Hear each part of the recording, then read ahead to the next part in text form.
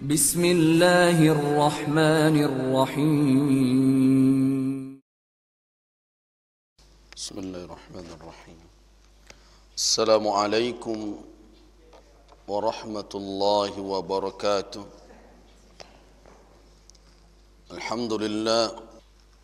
الحمد لله الذي رزقنا بغير حول منا ولا قوة وهو الرزاق العليم. أشهد أن لا إله إلا الله وحده لا شريك له وأشهد أن محمدا عبده ورسوله لا نبي بعده. اللهم صل وسلم على عبدك ورسولك وحبيبك محمد وعلى آله وصحبه أجمعين، أما بعد. فيا عباد الله، اسمعوا وتدبروا قوله تبارك وتعالى في كتابه العزيز: أعوذ بالله من الشيطان الرجيم. المال والبنون زينة الحياة الدنيا والباقيات الصالحات خير عند ربك ثوابا وخير أملا. صدق الله العظيم. Sebelum kita membicarakan tentang fikih muamalat atau interaksi antara sesama makhluk di dalam melanjutkan atau menjalani kehidupan dunia ini, yang tentu tidak bisa dihindari adalah terjadinya tabadul, pertukaran, muawadat, barter antara satu sama lainnya. Karena di dalam kehidupan ini manusia tidak bisa memenuhi kehidupannya sendiri. Ia membutuhkan orang lain untuk mencukupkan kebutuhannya. Di dalam kenyataan bisa kita lihat seorang nelayan yang kerjanya menangkap ikan membutuhkan nasi untuk dimakan. Karena itu dia butuh dengan petani yang akan memenuhi kebutuhan berasnya atau kebutuhan nasinya. Begitu juga sebaliknya petani, walaupun dia memiliki hasil panen, tetapi dia butuh kepada nelayan, butuh kepada petani garam, dan butuh kepada banyak orang untuk melengkapi kecukupannya. Itulah yang dikatakan bahwa manusia adalah makhluk yang tidak bisa hidup sendiri, tapi makhluk yang bermasyarakat, atau dalam istilah kalangan ulama adalah madaniyun, yaitu makhluk yang membutuhkan orang lain di sekitarnya untuk memenuhi kebutuhannya. Nah, coba bayangkan apabila kebutuhan itu ada pada orang lain dan kita membutuhkannya, kemudian tidak ada jalan untuk mendapatkan kebutuhan itu. Tidak ada cara yang dibentangkan untuk ditempuh, maka tentu satu sama lain akan hidup dalam keadaan memaksa orang, merampas atau merampok, atau mungkin melakukan berbagai cara demi kebutuhannya itu. Nah, karena itu harus ada aturan yang mengatur lalu lintas kebutuhan tersebut, supaya jangan terjadi pemaksaan, jangan terjadi adanya pihak yang kuat mengeksploitasi atau menguasai pihak yang lemah, memaksanya untuk memberikan atau memaksanya untuk melepaskan haknya demi kepentingan orang yang kuat tersebut. Nah, Islam sebagai agama yang memang disiapkan untuk menata kehidupan umat manusia antar sesama mereka. Jadi Islam bukan hanya mengatur hubungan makhluk dengan Khalik, dengan Allah Subhanahu wa taala, tetapi juga mengatur hubungan makhluk sesama mereka. Maka Islam memberikan atau menurunkan ajaran yang mengatur tatanan hubungan tersebut. Nah, inilah yang dikenal dengan muamalat, yaitu interaksi atau hubungan antar sesama, baik terkait dengan persoalan-persoalan finansial atau muamalat maliyah namanya, seperti jual beli, pinjam meminjam, perseroan atau persyarikatan, dan berbagai macam yang terjadi. Itu adalah bagian kajian dari muamalat maliyah namanya. Ada muamalat dalam bentuk lain, seperti muamalat yang bersifat adalah membangun hubungan kekerabatan, kekeluargaan. Itu yang dibahas di dalam bab al-ahwal as-shakhsiyah namanya, yaitu persoalan hukum-hukum keluarga. Kemudian juga ada muamalat dalam bentuk akhlak, bagaimana kita bersikap, berperilaku. Itu juga pembahasan muamalat yang dibahas dalam persoalan, dalam masalah adab, masalah akhlak. Nah, khusus untuk kajian kita akan membicarakan tentang muamalat maliyah atau hubungan antar sesama terkait dengan masalah-masalah finansial, masalah-masalah harta, masalah-masalah keuangan yang mau tidak mau manusia sulit untuk melepaskan diri darinya, karena harta merupakan sesuatu yang dibutuhkan di dalam kehidupan ini. Tidak bisa manusia hidup tanpa ada harta, tanpa ada kekayaan. Karena itulah makanya Allah Subhanahu wa taala menyediakan atau memberikan kepada manusia kesempatan untuk menguasai dan memiliki apa yang telah diciptakan oleh Allah di muka bumi ini. Makanya Allah katakan, wa sakhkhara lakum ma fil ardi jami'a, dan Allah menundukkan apa saja yang ada di muka bumi ini. Itu maknanya adalah Allah menyiapkan berbagai ciptaannya untuk dikuasai, dimiliki, menjadi kekayaan. Bapak dan ibu-ibu jamaah rahimakumullah, sebelum kita berbicara tentang jual beli, tentang berbagai macam praktek bisnis yang terjadi di tengah kita, baik di pasar kita secara mikro, secara kecil, skala kecil, maupun praktek perekonomian dalam skala besar dengan berbagai macam modelnya. Sebelum kita berbicara itu, alangkah baiknya kita membicarakan terlebih dahulu kekayaan atau harta dan fungsinya itu, sebelum kita berbicara tentang jual beli dan lain-lainnya.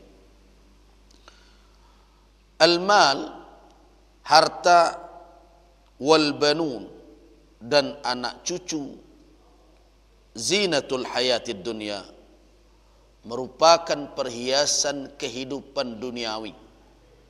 Itulah yang kita baca tadi di dalam suratul Kahfi ayat 46. Allah Subhanahu wa taala mengatakan, al-malu wal banun zinatul hayatid dunia. Harta, kekayaan, dan anak cucu merupakan perhiasan kehidupan duniawi. Di sini dilihat bahwa harta mempunyai peran, mempunyai fungsi. Dia berperan sebagai zina, sebagai perhiasan. Dia berperan sebagai alat kelengkapan kehidupan manusia di muka bumi ini.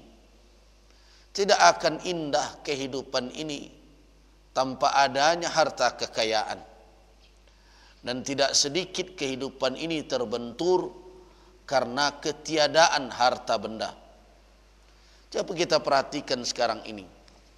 Orang akan bersekolah butuh harta. Orang akan melakukan berbagai kegiatan di dunia ini tidak terlepas dari harta benda.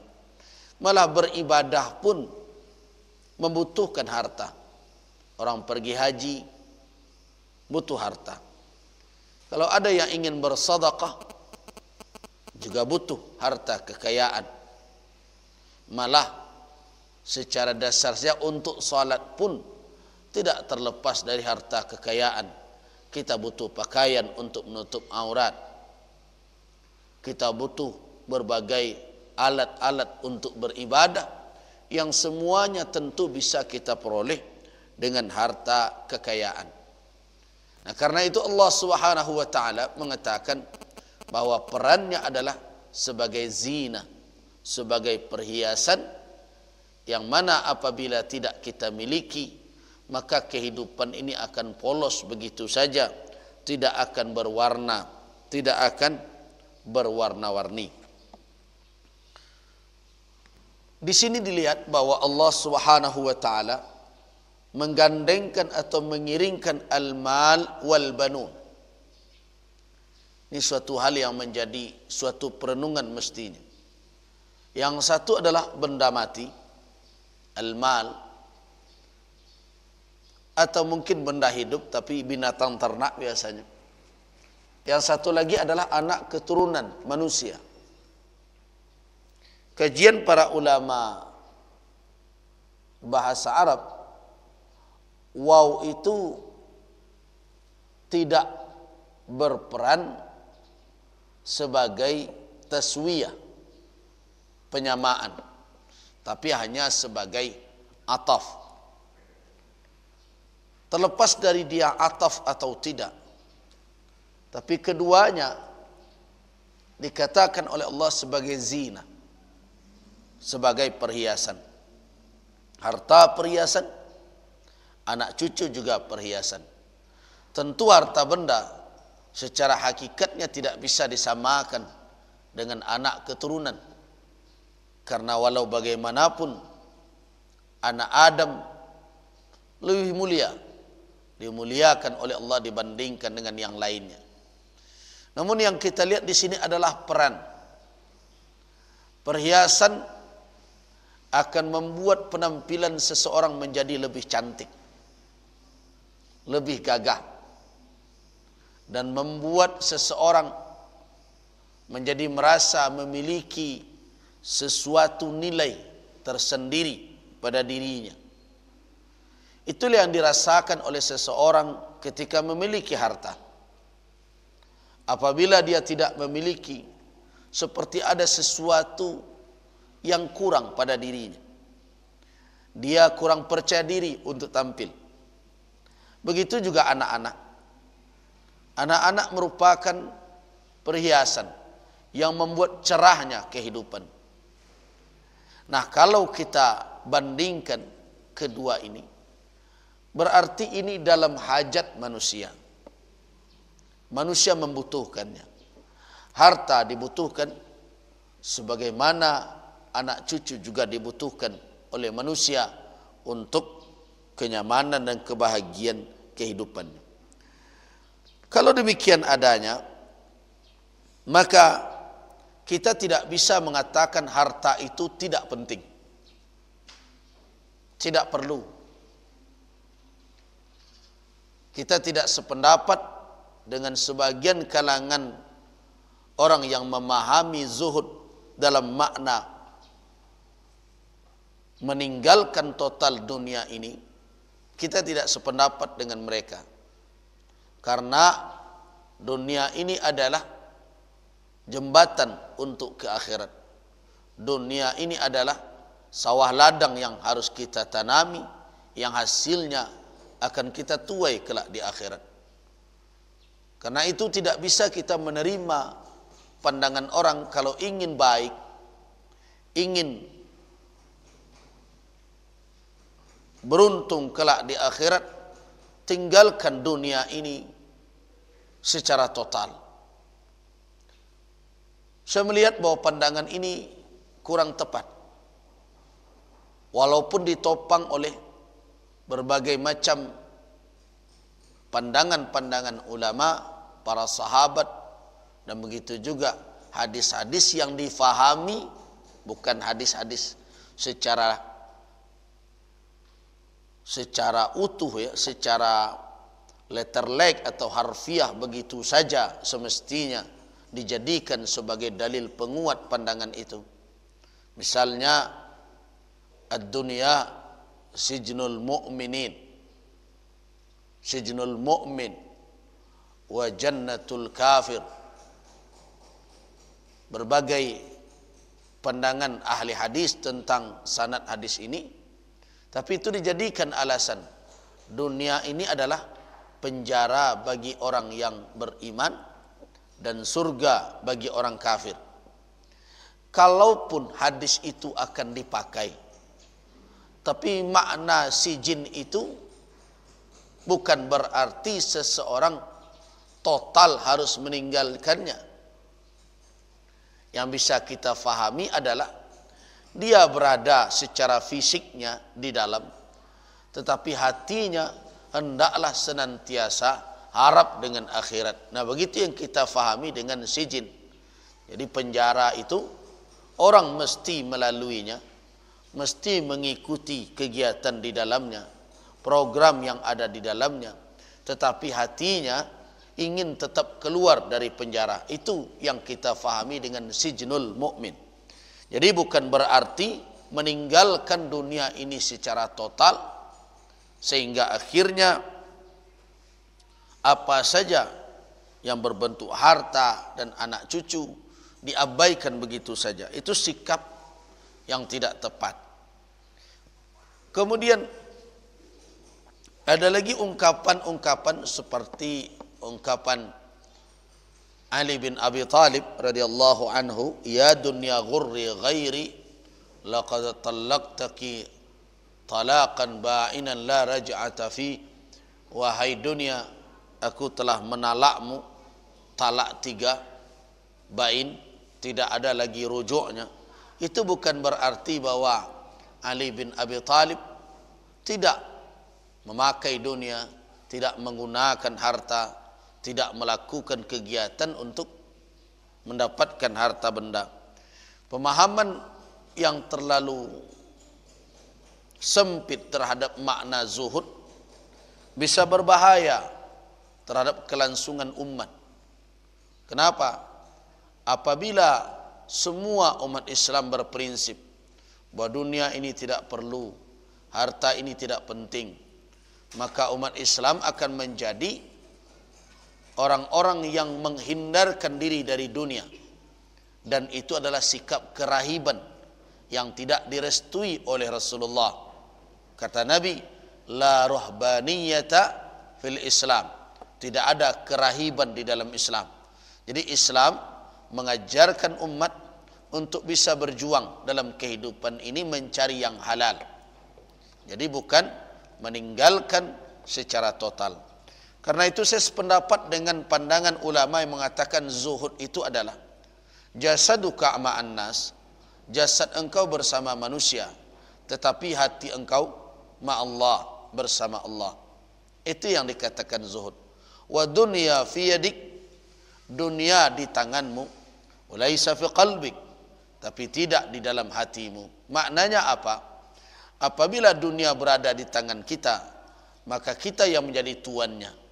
Tetapi kalau dunia harta masuk ke dalam hati kita, maka dia yang menjadi tuan kita.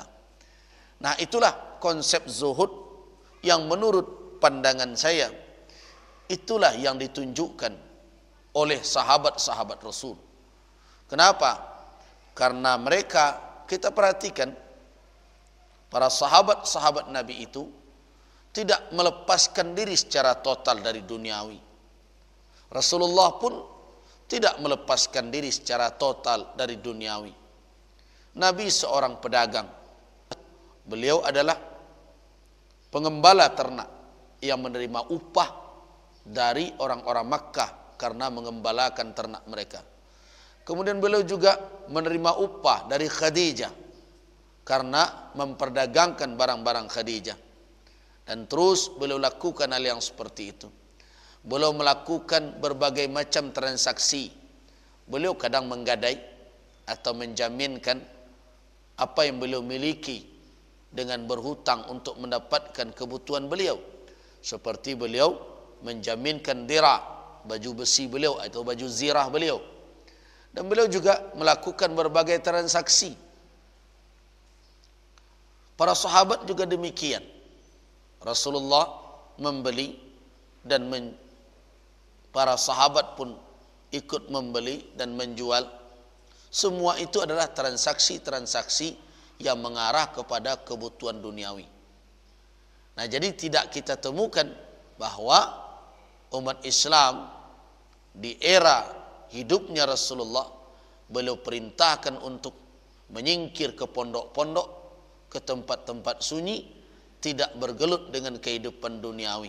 Tidak kita temukan. Yang ada adalah mereka disuruh oleh Nabi untuk menjaga agar penghasilan mereka itu didapatkan dari cara yang halal. Itu pertanda bahwa Nabi merestui mereka berusaha, merestui mereka melakukan bisnis, melakukan perdagangan, tetapi dengan cara-cara yang diatur oleh syariat Islam. Nah, karena itu kalau kita berbicara tentang harta, harta tidak semuanya celaka dan membahayakan. Harta ada yang membawa kebahagiaan dan ada yang membawa kesengsaraan. Jadi jangan melihat bahwa harta itu semuanya hanya akan membuat kita sengsara. Pandangan yang seperti itu adalah pandangan yang keliru terhadap harta. Al-malu baina as-sa'adati wasyaqa. Harta antara kesenangan, kebahagiaan dan kesengsaraan. Imtanallahu subhanahu ala ibadihi bi awwahabahum wa a'tahumul mala wal aulada liyakhtabirahum wa yamtahinahum fima a'tahum imma ni'matan ala sahibi wa imma niqmah. Faman arifa haqqallahi ta'ala fil mal fasayakunu hadzal mal khairan lahu yaumal qiyamah. Wa man lam ya'rif lillahi haqqan fil mal alladhi razaqahu Allah fasayakunu alaihi wabalan wa nikmatan wa sayandamu hina la yanfa'un nadamu. Fallahu jalla wa ala a'ta wa manna ala ibadihi bin ni'ami al-kathirati allati la tu'addu wa la tuhsa. Wa min hadhihi an-ni'am ni'matul mal. Dijelaskan bahwa Allah Subhanahu wa taala menganugerahi hambanya dengan memberikan mereka dan mendatangkan kepada mereka, menyerahkan, menghibahkan kepada mereka dan memberikan mereka harta dan anak-anak. Tujuannya adalah untuk menguji mereka, untuk mengevaluasi terhadap apa yang telah diberikan kepada mereka. Apakah itu nikmat atau dia adalah nikmah? Nikmat atau dia merupakan pembalasan atau azab. Siapa yang tahu hak Allah Ta'ala pada harta? Jadi Allah punya hak pada harta kita. Allah punya hak melalui fuqara dan masakin. Allah punya hak untuk menentukan mana yang halal dan haram. Allah punya hak untuk mengatur kita mana yang berhak kita ambil, mana yang tidak berhak kita ambil. Jangan mentang-mentang orang mantan piti banyak, langsung saja pakai ndak ada doa penolak rezeki. Itu kan kaji singkek saja tu. Ada orang mengantarkan barang ke tempat kita sangat murah sekali.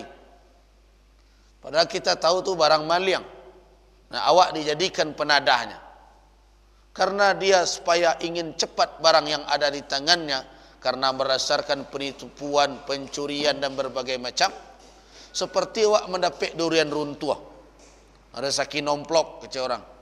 Nah, langsung saja, baiklah, tanpa mempertimbangkan hak Allah pada harta itu, hak Allah pada cara kita mencari nafkah. Nah, langsung saja pakai jurus indah ada doa penolak rezeki. Nah, inilah yang sering terpakai di dalam kehidupan karena lalai dengan hak Allah Subhanahu wa taala. Ketahuilah Allah punya hak pada harta. Allah punya hak pada cara kita mendapatkannya. Allah punya hak pada cara kita mengelolanya, dan Allah punya hak pada cara kita menginfakkannya. Ada hak Allah untuk mengatur. Bambang kok ada hak Allah karena Dia yang memberikan. Nah, sebagian dari kita lupa hal ini, seolah-olah awak nak mau saukan dan awak nak punya, sehingga Allah tidak diberi hak untuk mengatur. Nah, inilah kelupaan banyak kita. Nam punya kadai awak, nam menggalih awak, nam menggaji anggota awak, nam menyimpannya awak, nam menjagonya awak, sialan akan mengatur. Nah, di sini manusia ini memang sering lupa akan hakikat. Karena itu perlu dikenakan hakikatnya. Ketika kita diberi harta, Allah punya hak. Punya hak dalam cara kita mendapatkan harta. Baca caranya mendapatkan, Allah punya hak untuk mengatur kita. Kenapa punya hak? Karena kita adalah makhluk. Kita makhluknya. Kita diciptakan oleh Dia yang memberikan kita kehidupan. Ingat, kalau kita akan mencari keuntungan, kata ahli ekonomi ada 4 faktor. Ada yang mengatakan 3. Apa itu? Yang pertama adalah yang paling pokok sebagai faktor produksi. Kalau orang ingin mendapatkan suatu keuntungan adalah waktu. Tanpa waktu kita tidak bisa mendapatkan apa-apa. Modal ada, tampek bau sawo ada, kerajo laika di kerajuan. Tapi waktu tidak ada. Baru ke melangkah ke kadai, tiba malaikat mai cabutnya, di mana ada keuntungan? Jadi yang pertama sekali adalah waktu. Waktu adalah suatu faktor yang paling penting untuk seseorang meraih atau menguasai atau mendapatkan suatu hasil dari kekayaan. Tanpa waktu kita tidak bisa mendapatkan apa yang kita miliki saat ini. Nah, siapa yang menentukan waktu itu? Siapa yang memberikan ajal, masa tangguh kepada kita untuk hidup di muka bumi ini? Ba'analah kawak menyiapkan merancang malam hari. Besok iko ka dibayi, cek iko ka ditutui, barang ka diambil, dan kadai ka buka sampai jam 5. Itu rencana awak malam. Pagi rupanya indak jago oleh setelah lalu. Nah, kamar rencana tadi tidak ada lagi. Walaupun kadai ada, nang kadi pajual balian ada, usau lai kadi kerajaan, tapi waktu tidak diberikan lagi oleh Allah Subhanahu wa taala. Sudah, dengan demikian habislah kesempatan orang untuk meraih atau mendapatkan keuntungan.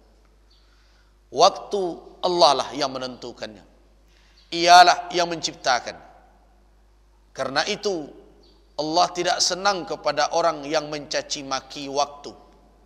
Makanya di dalam hadis qudsi dikatakan oleh Allah, ya subbun ibnu Adam anak Adam memaki saya. Qila, ada yang bertanya kepada Allah, fa kaifa yasubbuka wa anta rabbul alamin? Bagaimana anak Adam memaki engkau padahal kan engkau Tuhan semesta alam? Apa kata Allah? Yasubbud dahra. Anak Adam mencaci maki waktu. Anad dahru. Akulah waktu itu. Kata Allah, maknanya akulah yang menciptakan, akulah yang memilikinya. Karena itu zaman ko dak ado nan dak batu ado ko. Awak acok kadang-kadang kalau lah muak mencalik keadaan dunia ko, zaman ko lah zaman edan. Ndak ada zaman nan edan. Nan edan adalah orang nan ado di zaman itu. Dan zaman itu jak dulunya. Nah, jadi jangan mencaci maki waktu. Karena waktu milik Allah. Allah yang menentukan. Awak tidak bisa intervensi terhadap waktu. Tidak bisa intervensi terhadap waktu. Waktu itu berputar seiring berputarnya kehidupan ini. Dan kapan waktu itu bisa berhenti? Ketika Allah Subhanahu wa taala menghentikannya. Nah, itulah yang diberikan oleh Allah kepada kita sebagai faktor produksi utama. Nah, kalau demikian adanya, waktu diberikan oleh Allah kepada kita, kehidupan diberikan, kekuatan diberikan. Nah, kalau Allah Subhanahu wa taala menyatakan bahwa Dia punya hak untuk mengatur bagaimana kita mendapatkan rezeki, mencari yang kita inginkan, maka tentu itu adalah hal yang patut, sangat patut sekali. Nah, jangan lupakan hakikat itu, bahwa Allah punya hak untuk mengatur kita bagaimana cara kita mendapatkan. Nah, kemudian Allah juga punya hak pada apa yang kita dapatkan. Mana yang boleh kita ambil, mana yang tidak boleh kita ambil. Kenapa? Karena kita itu berusaha atas sesuatu yang disediakan oleh Allah Subhanahu wa taala. Manusia ini tidak pernah menciptakan dari tidak ada menjadi ada. Manusia ini hanya mengelola dan mengolah sesuatu yang ada menjadi bentuk lain. Itu kerajaan manusia. Lado tidak manusia membuat dari tidak ada menjadi ada. Manusia itu hanya melakukan inovasi dari satu bentuk ke bentuk yang lain. Oto tampak dewak kini. Apakah oto itu dari tidak ada menjadi ada? Tidak.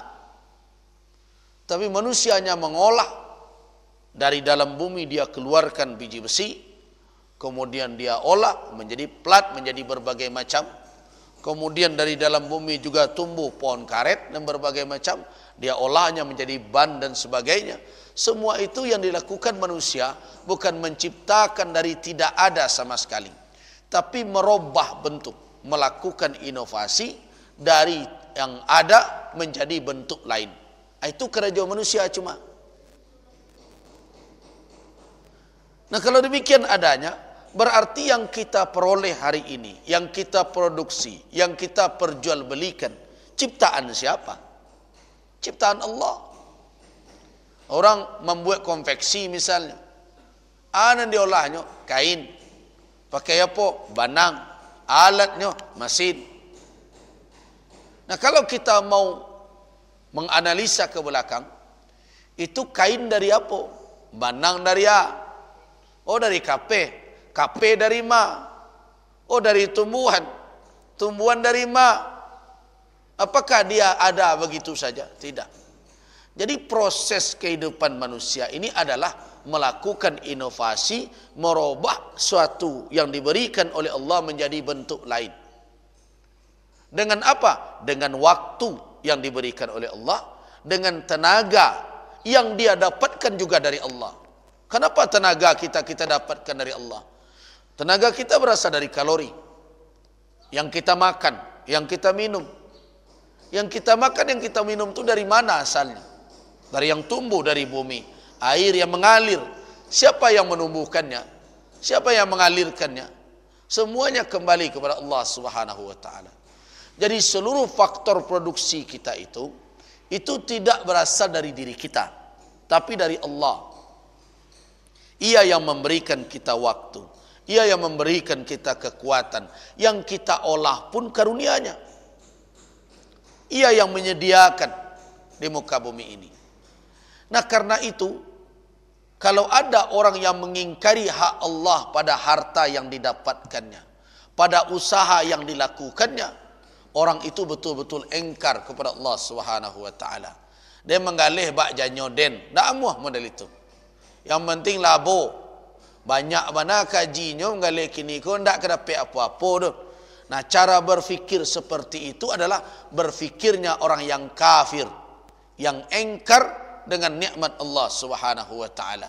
Kenapa? Karena orang itu merasa bahwa dia yang punya waktu, dia yang punya barang, dia yang punya tenaga, dia yang punya lahan, dia yang punya tempat, dan tentu dia yang berhak mendapatkan hasilnya, dan hasilnya itu bak sekuatian naknyo saja. Ini orang yang lupa dengan hakikat asal usul usahanya dan apa yang dia dapat. Nah, kelupaan inilah yang sering kita lihat, sehingga banyak orang tidak mengenali hak Allah Subhanahu wa taala. Nah, orang yang tidak kenal hak Allah terhadap harta yang ada di tangannya, yang dia cari itu, maka harta itu akan menjadi wabalan, akan menjadi musibah, dan akan menjadi azab, akan menjadi pembalasan yang menyakitkan baginya kelak. Bagi orang yang tahu hak Allah pada harta, maka harta akan membawa kebaikan untuknya di hari kiamat. Wa man lam ya'raf lillahi haqqan fil mali alladhi razaqahu Allah. Siapa yang tidak kenal hak Allah pada harta yang telah direzekikan oleh Allah kepadanya, fasayakunu alaihi wabalan wa niqmatan, dan akan menjadi bencana serta akan menjadi pembalasan yang menyakitkan.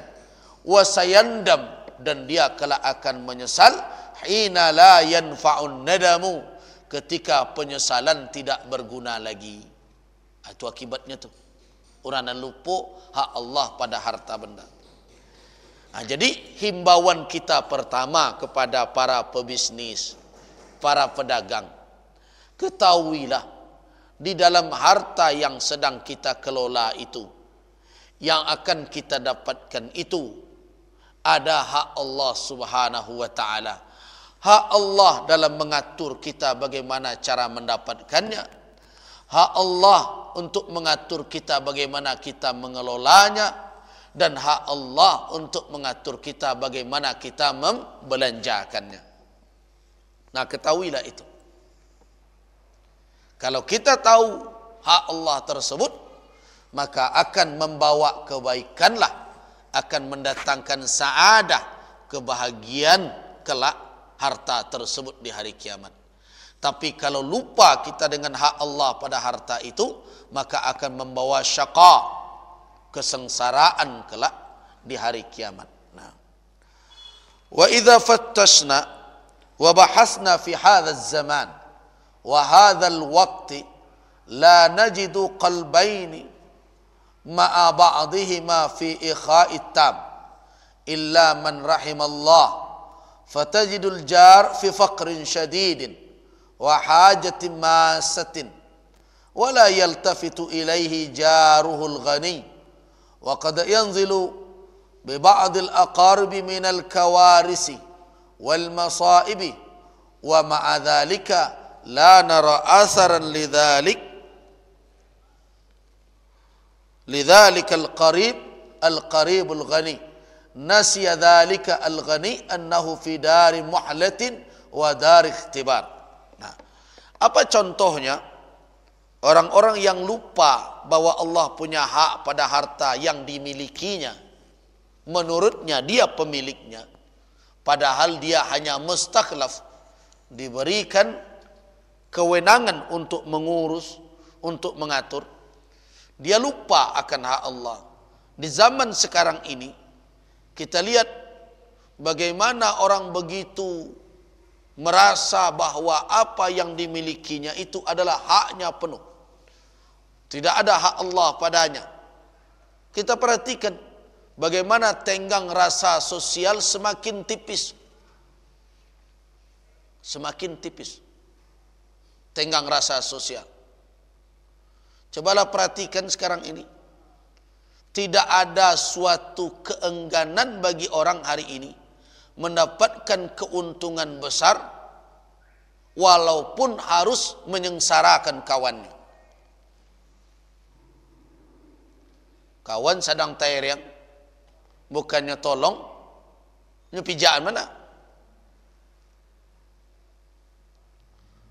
Jadi yang terjadi sekarang ini adalah perekonomian tanpa hati. Yang penting adalah labo. Sulit sekarang ini kita menemukan orang yang betul-betul menjaga la yabi' ahadukum ala bai'ati akhi wa la yakhtubu ahadukum ala khitbati akhi wa la yasumu ahadukum ala saumati akhi. Janganlah ada yang menjual atas jual beli saudaranya, meminang atas pinangan saudaranya, menawar atas tawaran saudaranya. Sering kita temukan alun tuntas surang beretonyo kadai sebelah, awaklah mengubinya tu, kemarilah si kolega muras teh. Mana ada adab itu dijalankan orang? Mana kau ada di padian selesai je orang tu dulu. Padahal mereka sedang tawar menawar. Nah,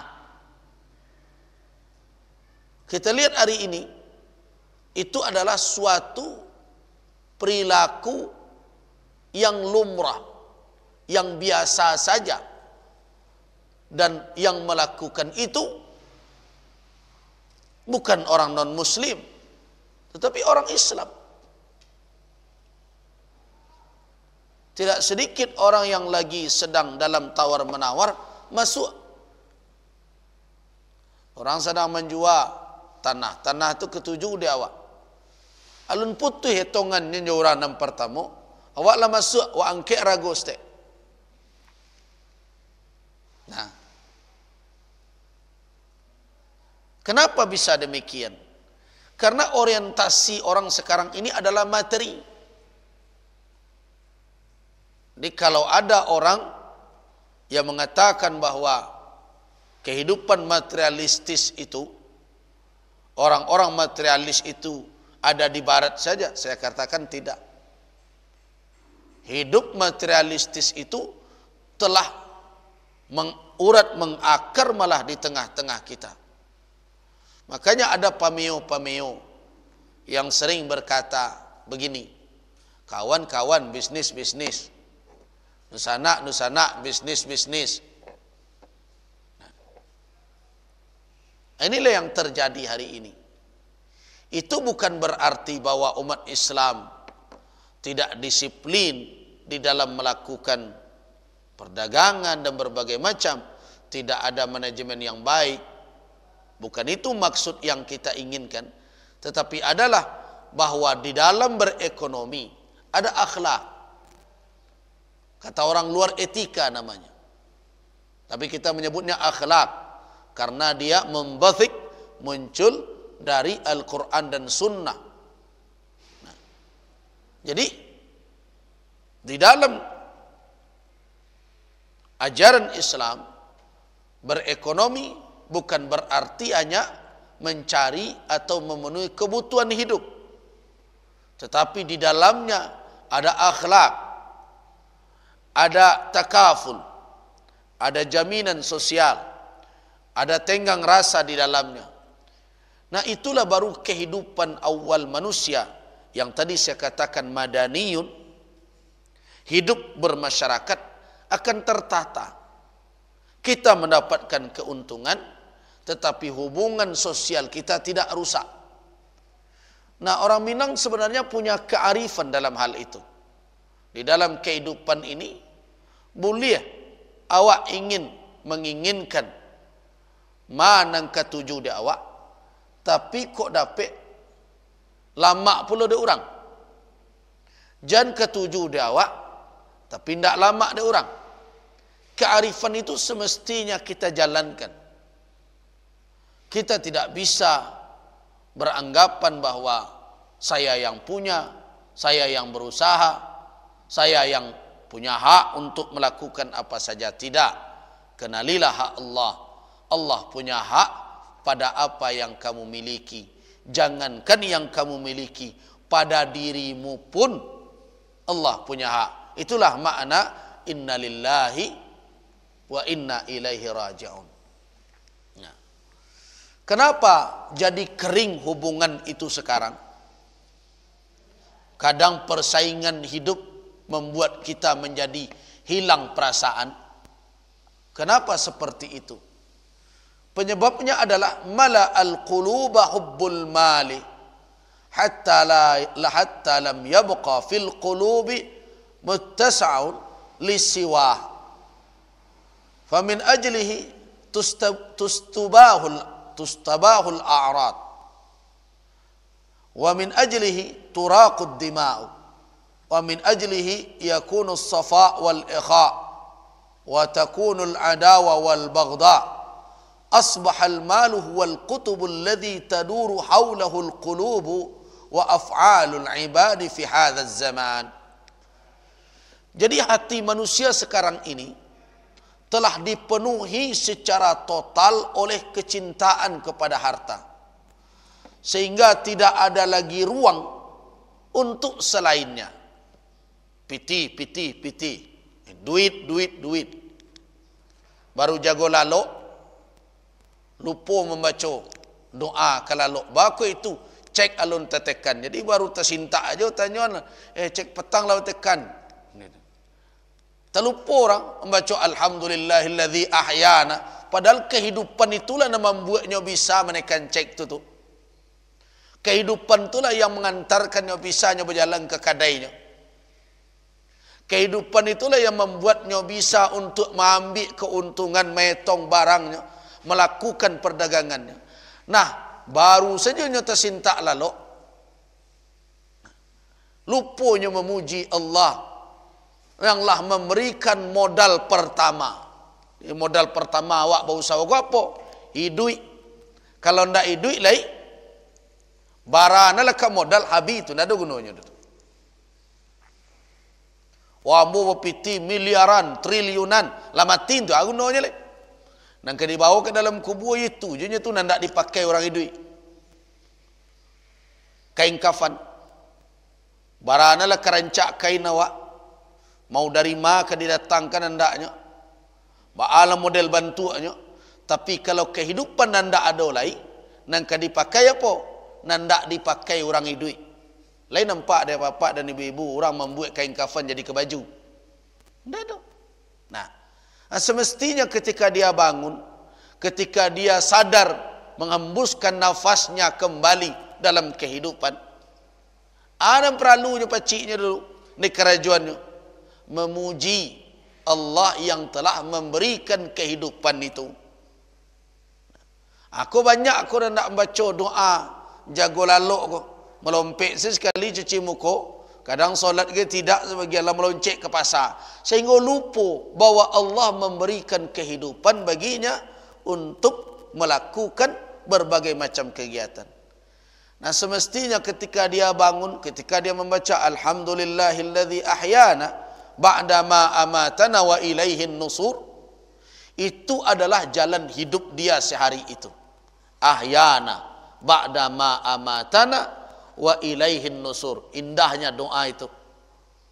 Segala puji bagi Allah yang telah menghidupkan kami. Awak tak lupa doh hidup ko indah keselamanya. Wa ilaihi an-nusur. Nah, manusia telah lupa dengan semua itu. Kenapa?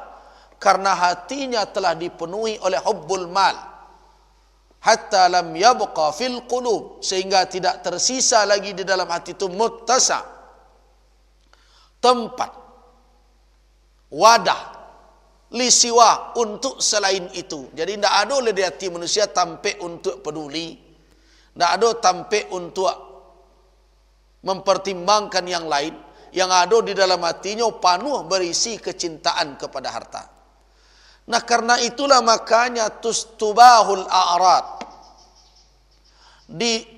dibolehkan, dianggap enteng saja, indak membaa saja loh kehormatan rusak, yang penting dapat arato. Ya kan? Ya, seolah harga diri, kehormatan suatu hal yang boleh saja untuk diperjualbelikan. Dan enggaklah, kadang-kadang geram kita mendengarkan orang-orang yang mengaku muslim tapi hidup dengan menjual kehormatan. Jawabannya, ya mau dek karena susah hidup pak. Bara orang nak lebih susah darinya, tapi lai kuado menjual diri. Bara banyaknya orang nak lebih payah, tapi lai jual kehormatan. Ini pernah satu kali Satpol PP menangkap orang-orang yang melakukan kegiatan perzinaan, diinterogasi. Aku bangkok model ko kerajon, nyawa susah pak, awak tak ada kerajon. Bangkok model itu, ya jual awak makan, jual awak pun.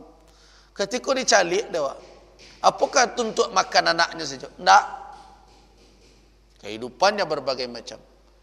Nah, ini orang sebenarnya telah ditimpa oleh penyakit hubbul mal. Hatinya lah dipenuhi oleh harta. Sehingga akhirnya tidak mengapa saja bagi dia untuk memperjualbelikan atau mendedahkan kehormatannya.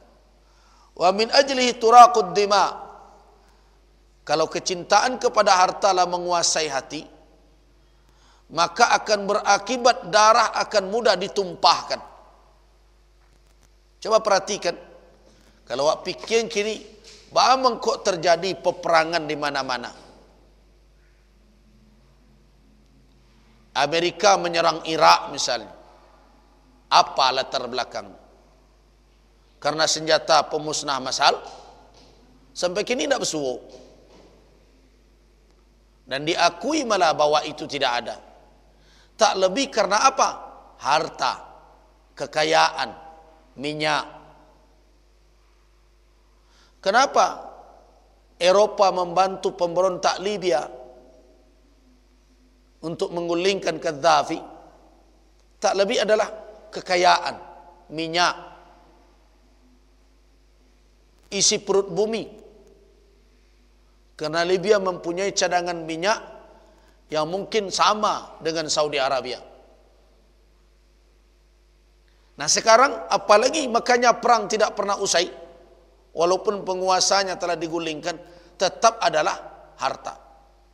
Di harta, kalau sudah menjadi kecintaan yang menguasai kalbu, hati, maka akan enteng saja menumpahkan darah. Nah karena itu, wa min ajlihi yakunu safa wal ikha. Nah, tapi ingat, harta juga bisa mempertemukan orang, mempersaudarakan. Dan harta juga bisa menjadikan ada permusuhan dan saling kebencian. Apabila kecintaan kepada harta yang telah menguasai hati, maka yang terjadi adalah syaqa, kesengsaraan. Karena manusia tidak peduli lagi melainkan hanya memenuhi keinginan yang ada di dalam kalbunya itu. Maka jadilah harta itu al-qutub, sentral, alladhi taduru hawlahul qulub, yang dikelilingi oleh hati manusia dan perbuatan manusia di zaman ini. Ini yang terjadi sekarang. Sadonyo ujung-ujungnya adalah duit, UUD. Le bisa tolong pak, lai tapi bacaro, acaro itu tetap piti.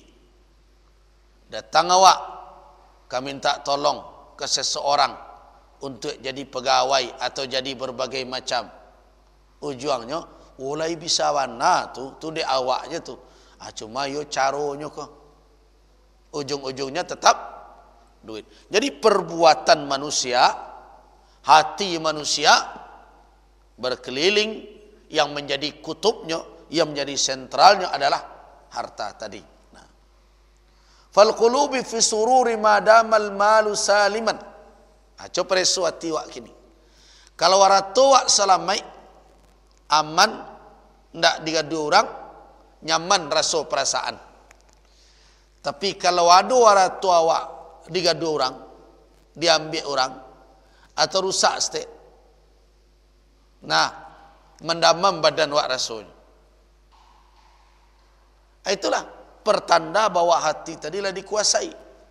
Tapi kalau solat talambek, nah, atau agama dicaci maki orang, atau nabi awak dilecehkan orang, atau kalimat tauhid awak dirusak orang, layado nang gelisah, jarang, aman-aman saja. Tapi kalau waratu awak digadu orang, kepentingan awak nak diambil orang, orang menjadi tidak nyaman. Itu yang terjadi zaman kini. Jadi tidak bisa dipungkiri bahwa kutub sentral atau poros kehidupan manusia kok kini bukan agama. Itulah jauh sebenarnya kini, susah untuk menarik. Jadi ibarat pusaran. Pernah ibu-ibu menjawab apa mencalik puputan kaliang. Ada di air baputa tu. Nah, kalau wak masukkan sampah ke dalam putaran air itu, nah, semakin mendekat ke pusat putaran itu, semakin susah untuk menariknya kembali, semakin kuat daya tariknya. Nah, begitulah harta. Jadi jangan dikecian. Ada orang mengecian, biarlah ambo barada pe senanti. Kalau Allah itu Allah tu hidup kau kan tak salah. Keceknya nan sebelum mendapat. Lah mulainya dapat cie, nyo nak dua. Dapatnya dua, nyo nak tiga. Begitulah taruh. Jadi ibarat pusaran air itu. Semakin dekat dia ke pusatnya, maka akan semakin kuat dia tertarik ke dalam. Itulah makanya kini kita lihat orang-orang yang menempuh jalan untuk harta, ingin berkuasa, orientasinya adalah harta. Nah, orang berpolitik, bilanya nama berhenti, nama.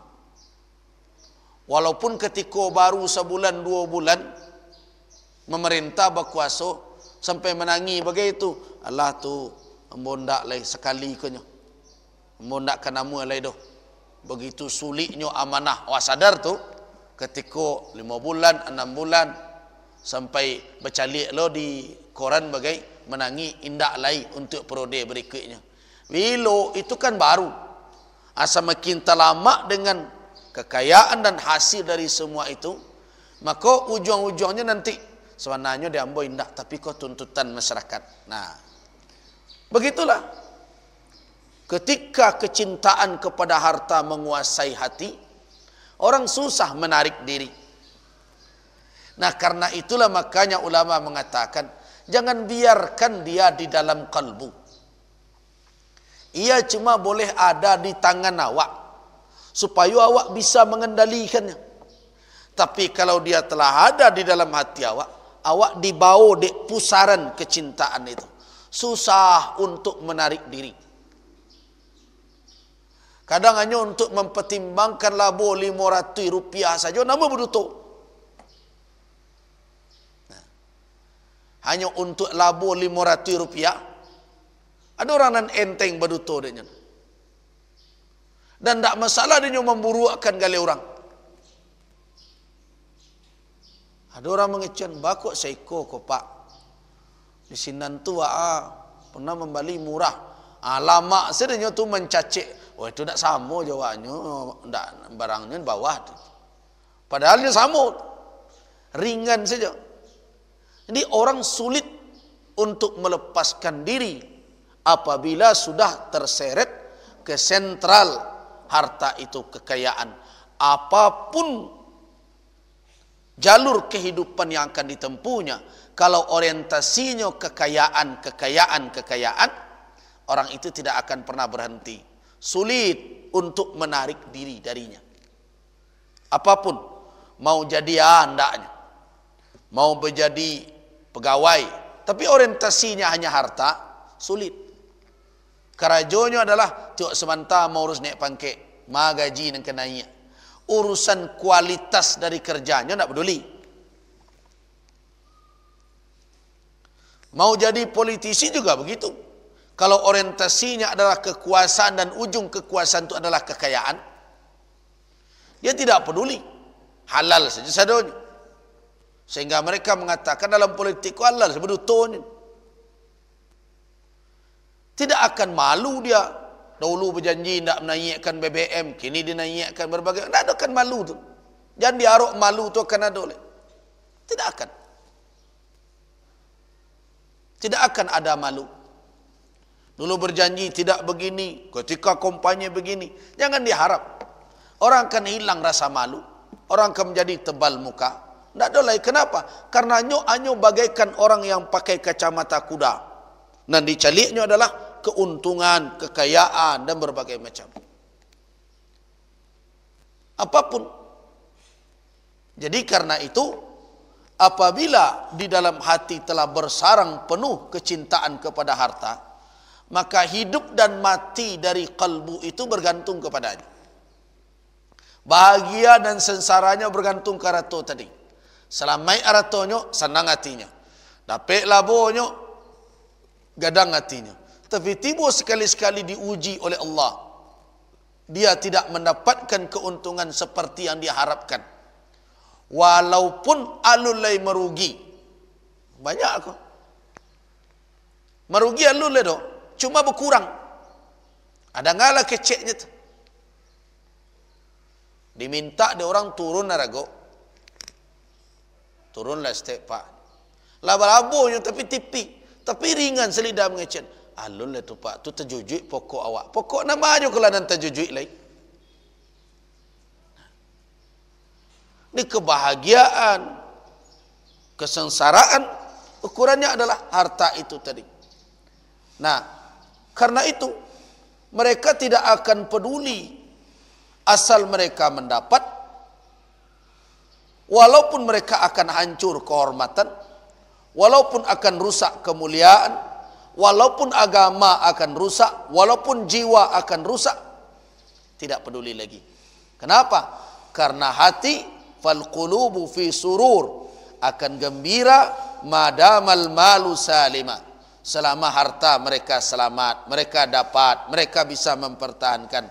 Walau sabbaba dzalika inhiyara wa dima'an lis-sarfi wad-dini wan-nufus, walaupun akan membuat hancur, membuat berkeping-kepingnya kemuliaan agama dan jiwa.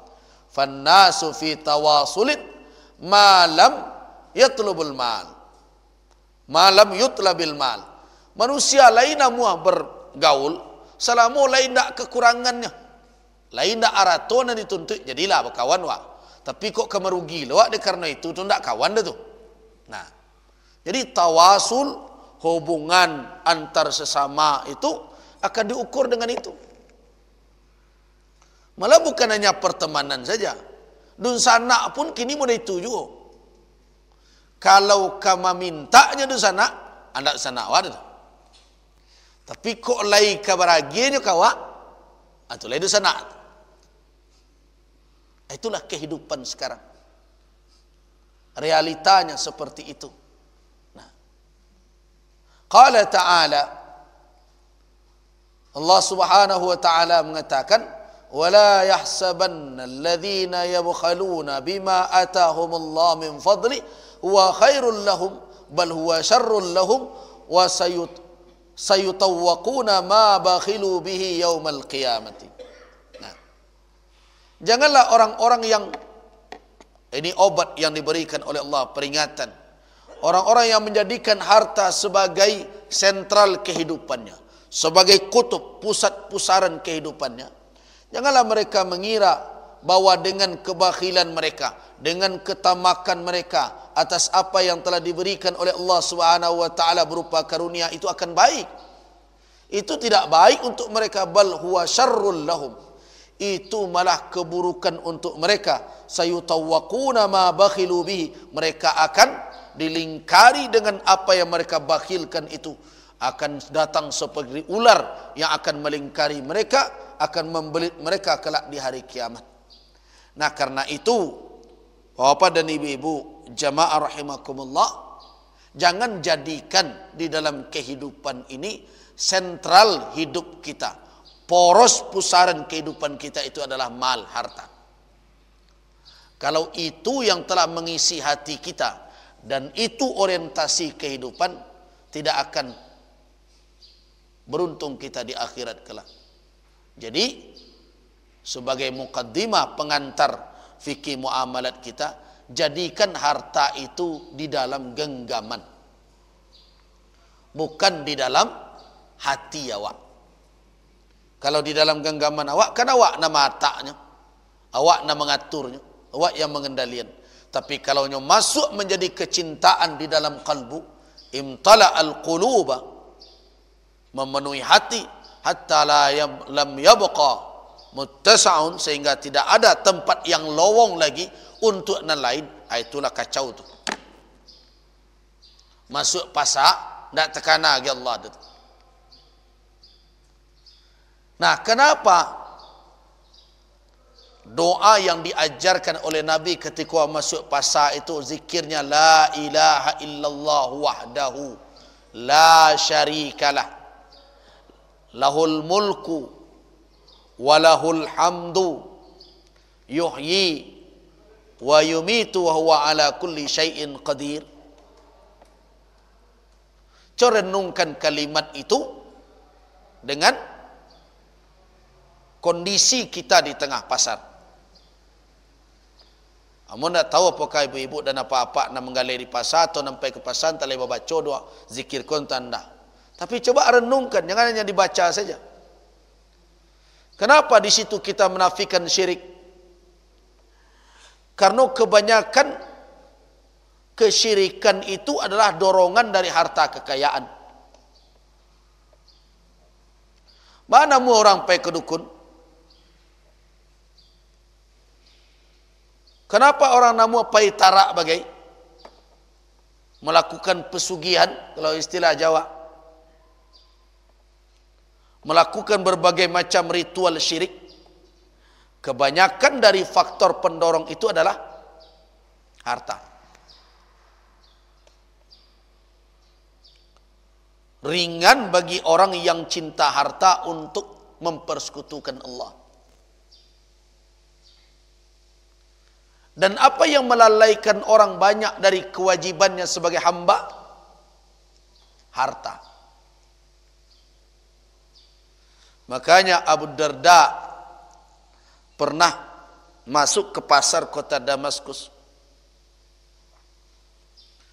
dan melihat orang-orang sibuk dengan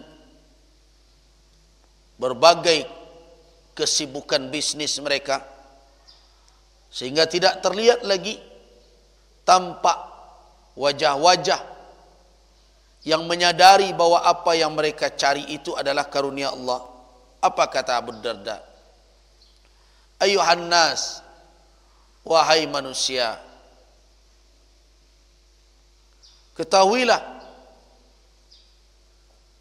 arakum, aku lihat kamu sekalian, tabununa masyidan, kalian membangun gedung-gedung yang tinggi dan megah, wa tajma'una katsiran, dan kalian mengumpulkan harta yang banyak seolah-olah tidak akan pernah puas,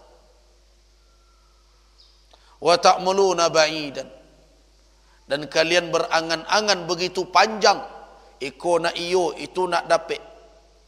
Ala innal ladzina kanu qablakum, ketahuilah oleh kalian sesungguhnya orang-orang sebelum kalian qad banu masyida, lah banyak pula membangun gedung-gedung yang megah, wa jama'u katsiran, dan sudah banyak pula orang sebelum kalian menghimpun yang tidak terhitung jumlah, wa amalu ba'idan, dan begitu panjang dan jauhnya angan-angan dan cita-cita mereka. Tapi apa yang terjadi, kata Abu Darda? Fa asbaha, maka jadilah bangunan mereka itu buran. Sekarang leko tampak lagi hancur, tidak ada yang kekal. Wa jam'uhum, dan apa yang mereka kumpulkan itu sekarang juga tidak berbekas lagi. Dan wa masakinuhum, tempat tinggal mereka mana? Kuburan. Nah, Abu Darda ingin mengingatkan orang-orang yang terjerembab di dalam pemikiran yang hanya uang, duit, harta, yang penting labo, yang penting piti. Abu Darda ingin mengingatkan bahwa harta itu tidak selamanya. Bisa jadi orang mendapat dengan cara-cara yang tidak benar, tapi ingat, apa yang dia peroleh tidak akan sama. Innaka mufariquh, engkau akan berpisah dengannya. Ahbib man syi'ta, silakan saja sukai apa saja yang engkau sukai, tapi engkau akan berpisah dengan. Jadi karena itu, di dalam memandang harta, jangan dipandang itu sebagai poros kehidupan. Itulah kutub kehidupan awak. Disitulah sentral hidup. Seolah-olah tanpa dia kita akan tidak ada arti sama sekali. Seolah-olah hartalah yang akan menaik turunkan harkat dan martabat. Seolah-olah hartalah yang menjadi nadi kehidupan. Tanpa dia maka kita tidak akan hidup. Itu adalah pandangan yang keliru. Harta harus tetap dalam fungsinya dan perannya, yaitu zina, sebagai perhiasan. Perhiasanku kalau laba kelabian, lai ko rancaknya lai. Coba kau indak, ibu-ibu punya galang 40 buah, tu pakai sebalah kan 40 ni. Lai jadi perhiasannya lai. Ndak. Lama-lama diimbon orang ke Gadui itu Padang tu. Batu kalau kanai kon. Perhiasan kalau sudah berlebihan, dia menjadi suatu yang tidak membawa keindahan lagi. Jadi kalau kita ingin bisa nyaman hati wak namuh untuk menjalankan kajian wak nang keberikutnya kok, ba cara bajua Bali, ana boleh di kerajaan, ana indak boleh, amanan halal, manan haram. Kalau ingin awak hati awak indak barik mengamalkan itu, kuncinya nenciek ko juga.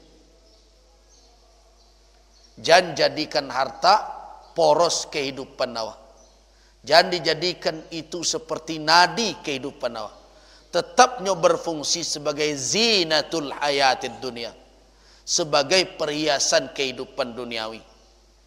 Kalau awak alih perannya, fungsinya, wak jadikannya nyawa kehidupan awak, kau kaji barana lalamonyo mengaji ke depan tak akan berguna. Tak akan berguna. Jadi banyak orang bertanya, ya banang kok susah bana awak kalau lah urusan mencari ko halal haram ko. Kaji lai pada ngajo, tapi nan halal dan haram ko ndak jo pedulian dah. Nombor 2 mengalir taruh jo. Ndak tentu pokoknya labo. Penyebabnya adalah karena harato lah beralih fungsi. Harato lah beralih peran. Peran harato kecil Allah dalam surah Al-Kahfi tadi adalah al-mal wal banuna, harta dan kekayaan dan anak cucu. Harta dan anak cucu zinatul hayatid dunia, perhiasan. Kalau nyolah menjadi ruh kehidupan, itu babayut. Tidak akan mungkin lagi orang itu akan tunduk dan patuh. Kenapa? Nyolah itu menjadi Tuhannya tu. Itu makanya ketika kau masuk pasar, karena itu balik. Harato adalah perhiasan. Awak kau masuk pasar, disuruh dek Nabi awak untuk membaca kalimat La ilaha illallah wahdahu la syarikalah, lahul mulku wa lahul hamdu yuhyi wa yumitu wa huwa ala kulli syai'in qadir. Tidak ada ilah yang berhak dipatuhi, disembah, melainkan hanya Allah saja. Tidak ada sekutu baginya. Jadi dan harta dipersekutukan Allah dengan harta. Allah yang satu-satunya berhak kita patuhi, bukan himbauan harta. Bukan pertimbangan harta yang lebih utama dibandingkan dengan aturan Allah. Itu makanya ketika masuk pasar, kalimat itu diajarkan oleh Nabi awal. Kemudian yuhyi wa yumin. Lahul mulku wa lahul hamdu yuhyi wa yumin. Dia yang punya kekuasaan. Berarti kalau mendapat nawak di dalam perdagangan, siapa al-mulk? Penguasa sebenarnya harta awak itu bukan kita. Allah. Kalau ia mau mengambilnya kapan saja dia mau, tidak ada yang bisa menahan. Orang yang begitu cinta dengan hartanya dan berbagai macam, sabantanya kalau Allah mentakdirkan terbakar, bakar. Kamangalai. Tidak bisa mengeluarkan apa-apa. Berbalik keadaan. Dari dulu pedagang besar, sekarang pengutang besar. Nah, apa awak tidak khawatir dengan itu? Sehingga kita tidak peduli dengan aturan Allah. Allah bisa kapan saja mengambil apa yang kita miliki itu. La qadar Allah, bencana bisa datang, kehilangan bisa tiba, cadik nawak kecil awak, baru keluar dari bank mengambil piti. Ada seorang nama bau awak. Alah lalu po saya kalau ditariknya berbagai macam, tidak dapat sampai kini. Dikaduankan dan berwajib, anam pencarinya lah banyak lah daripada nan hilang. Nah, apakah belum cukup itu menjadi pelajaran bahawa pemilik yang sebenarnya bukan kita, tapi Allah? Atau makanya ketika masuk pasar disadarkan walik dengan kalimat itu, la ilaha illallah wahdah la syarikalah lahul mulku. Dia yang memiliki kekuasaan. Awak berkuasa teratu awak, siapa memiliki kekuasaan awak? Allah. Allah bisa mencabut kekuasaan awak atas harta, kepemilikan awak atas harta, dengan berbagai cara yang kadang tidak kita bayangkan. Sebagaimana Allah memberi rezeki kita terkadang melalui jalan nanda awak sangko-sangko, ia bisa mengambil pula dari kita kekayaan itu melalui jalan yang tidak bisa pula kita duga. Kenyataan. Kita dengar sering, kita lihat, kita baca di media. Sebagaimana Allah mampu mendatangkan rezeki kepada kita dari jalan yang tidak kita duga, maka Allah juga mampu dan maha mampu mengambil kembali kekayaan itu dari jalan yang juga tidak bisa kita duga.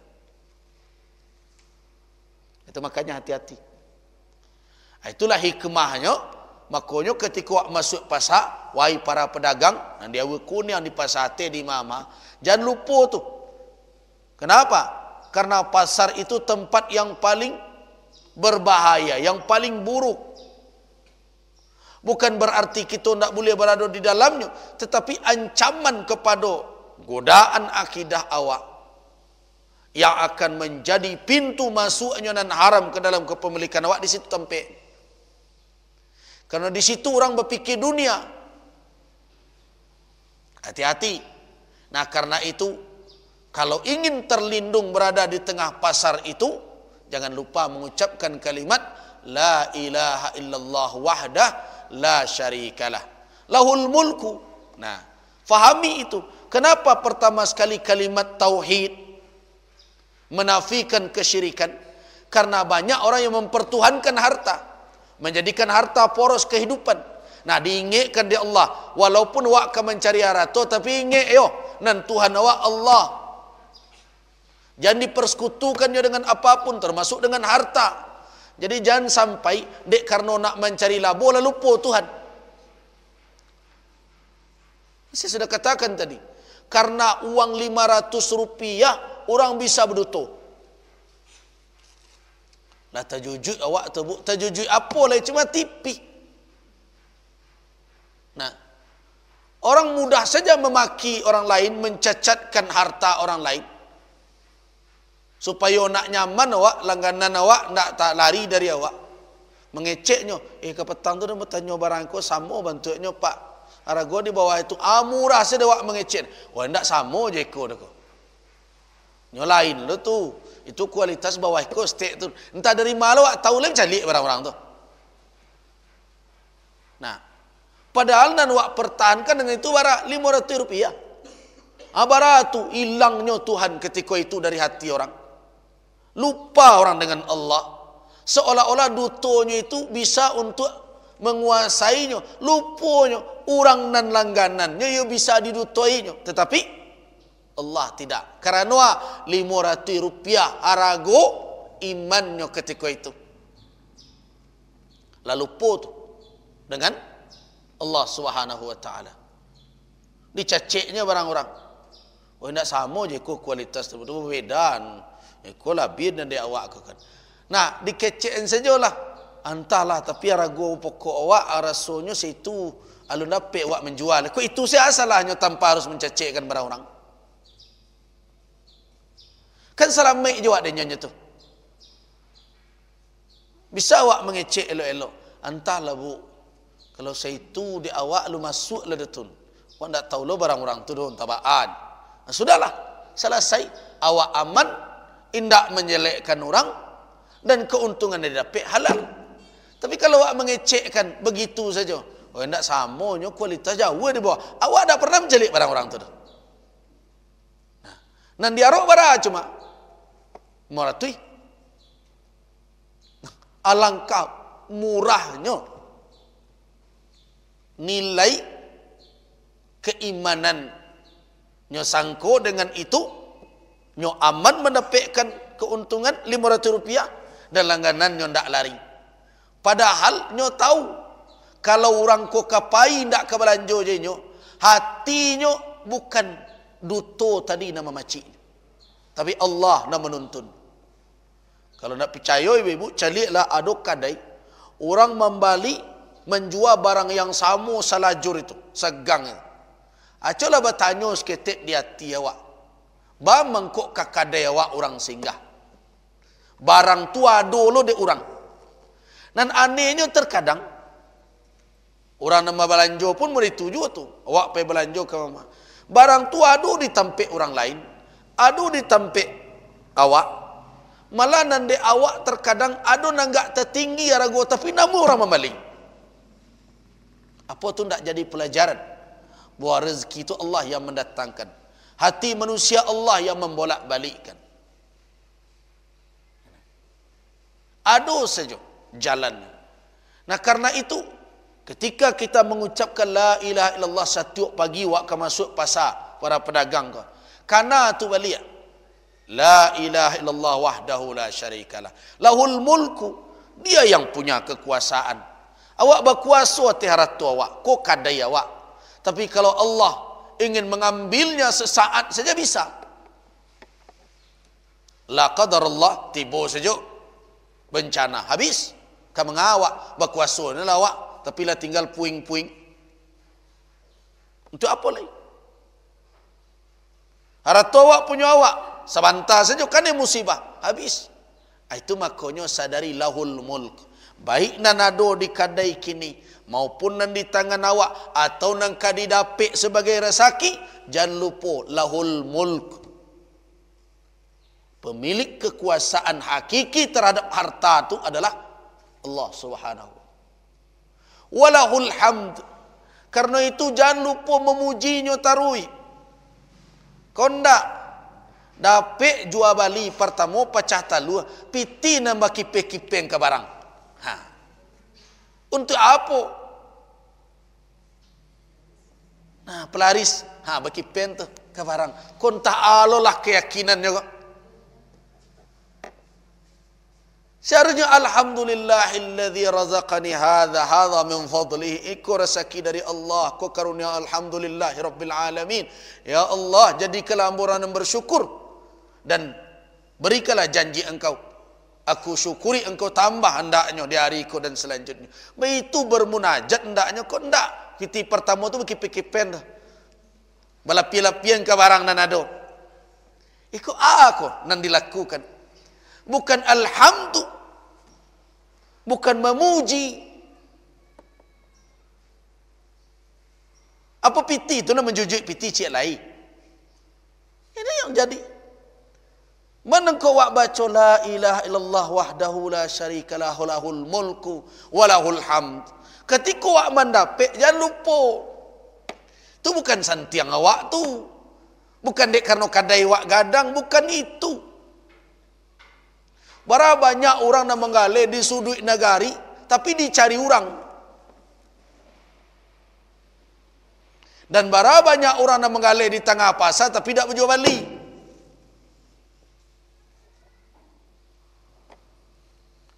Orang menggalai di tengah orang rami, tak berjual balik. Ada orang menggalai di ujung negari, payah oto ke situ, dipai turut je orang berbelanja.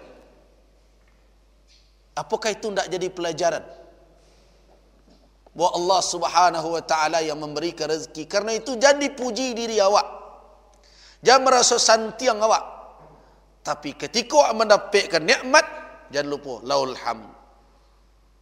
Jadi antialah kerajaan yang mengipeng-ipeng piti ke barang tu ketika dapat pacatan luar tu, karena tidak ada gunanya tu. Untuk apa itu? Mereka mengiring pula keyakinan dan lain-lain dengan cara-cara seperti itu. Caralah ditunjukkan di dalam Islam. Apabila kamu mendapatkan nikmat, maka bersyukurlah kepada Allah. Ucapkanlah alhamdulillah, makanya lahul hamdu. Kalau lain wak syukuri, wak jago cara berjualan awak, menggalai awak, la in syakartum la azidannakum wa la in kafartum inna adzabi lasyadid. Jadi ada pola-pola awak nan harus wak rubah. Kemudian yuhyi wa yumit. Yuhyi wa yumit. Bagus itu. Itu perlu untuk menyadarkan awak supaya jangan dek marok labok balantuang sesegala rambu-rambu. Mau halal, mau haram, yang penting laba. Yang penting untuang. Banyak na fikir halal haram mereka buntuang. Yang penting untuang kini lo. Nah, ingat dengan kalimat yuhyi wa yumit, awak bisa tersadarkan. Allah yang memberikan kehidupan, Ia yang mematikan. Ingat, kapan mohlah masa tangguh itu ndak tahu wak doh. Agu no labo banyak. Rupanya sudah megari, sudah makan. Ada tu kawan berjual bali banyak siang hari. Ndak tangguang labo dosari itu.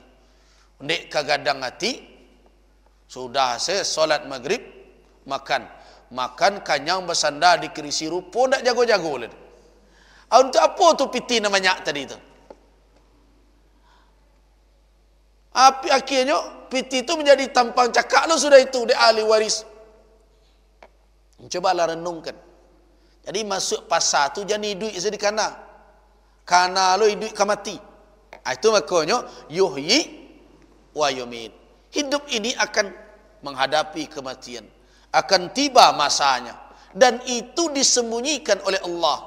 Untuk aku mengucapkan kalimat itu yuhyi wa yumit supaya jangan rakus, jangan serakah, jangan sado saja digapai. Pikirkan halal dan haram, pertimbangkan sah dan batal, penuhi tuntutan Allah di dalam berbisnis, penuhi rukun jual beli, penuhi syarat-syaratnya supaya awak ambil di tangan waktu berhasil. Kenapa? Kalau sempat kehidupan itu segera diakhiri oleh Allah, awak bisa mempertanggungjawabkan sebagai karunia Allah yang halal wak pacik. Tapi kalau tidak, akibatnya. Ingat,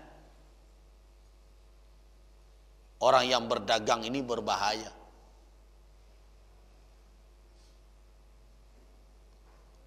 hati-hati, karena perdagangan memang adalah suatu usaha yang menjanjikan banyak keuntungan, tetapi berbahaya karena pasar atau tempat-tempat berbisnis yahdurul kadzib sering dihadiri oleh dusta, oleh bohong, dan malah mudah dihadiri oleh syaitan. Nah, karena itu hati-hati. Kalau ingin selamat, awak beruntung di dunia, selamat di akhirat, jadilah at-tajirus sadiqul amin. Pedagang, pebisnis yang sadik, yang jujur, al-amin, yang amanah. Nah, kemudian wa huwa ala kulli syai'in qadir. Dia atas segala sesuatu maha berkuasa, mempunyai kudrah yang tidak terbatas. Hati-hatilah. Nah, itulah makanya ketika kita masuk pasar, wahai para pedagang, jangan lupa cas balik ingatan awak, cas balik keimanan awak, isi kembali dengan mengucapkan kalimat la ilaha illallah wahdahu la syarikalah lahul mulku wa lahul hamdu yuhyi wa yumitu wa huwa ala kulli syai'in qadir. Kenapa? Karena harta yang akan kita raih itu berada antara dua. Dia bisa membawa saadah, kebahagiaan, namun jangan pandang enteng. Kalau tidak hati-hati kita, dia bisa menjadi penyebab asyaqa, kesengsaraan. Nah, karena itu kita harus betul-betul bisa menjaga diri, jangan sampai harta tadi membawa sengsara di kemudian hari. Nah, bagaimana caranya? Berpeganglah teguh kepada Allah dan tetap jadikan harta itu sesuai perannya. Jangan dirubah perannya sebagai zinatul hayatid dunia, sebagai zina perhiasan. Jangan sebagai kutubul hayatid dunia, sebagai poros kehidupan dunia. Jangan UUD saya sadonya, ujung-ujung duit, bakawan duit, badun sana duit, sadonya duit. Itu tuh. Kalau ndak duit, ndak tuh. Tidak jadi. Itulah berubah namanya fungsi harta dari zina menjadi kutub, dari perhiasan menjadi poros, menjadi pokok kehidupan. Tidak. Harta bukanlah pokok kehidupan, bukanlah kutubul hayatid dunia, bukan poros kehidupan, tapi dia berfungsi sebagai zinatul hayatid dunia, sebagai perhiasan. Kalau ada yang akan bertanya, itu baru pengantar, karena kita belum lagi masuk kepada jual beli dengan segala kajian hukumnya, karena kita berharap nanti ini dikaji setelah kita mulai agak banyak menghadirinya, sehingga tidak ada yang ketinggalan kajian.